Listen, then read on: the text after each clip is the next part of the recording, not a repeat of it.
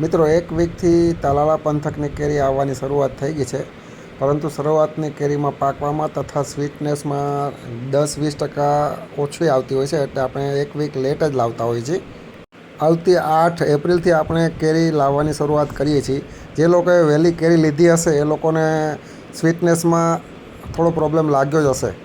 કસ્ટમરને લઈ ગયા પછી પ્રોબ્લેમ ના થાય એટલા માટે આપણે પ્રોપર સમયે જ લાવતા હોઈએ છીએ, વહેલી પણ નહીં અને મોડી પણ નહીં.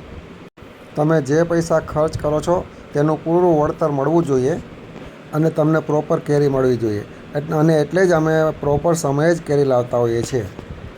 ફક્ત ધંધો કરવાની લાલચમાં અમે બિફોર ટાઈમ કે આફ્ટર ટાઈમ ક્યારેય કેરી લાવતા નથી.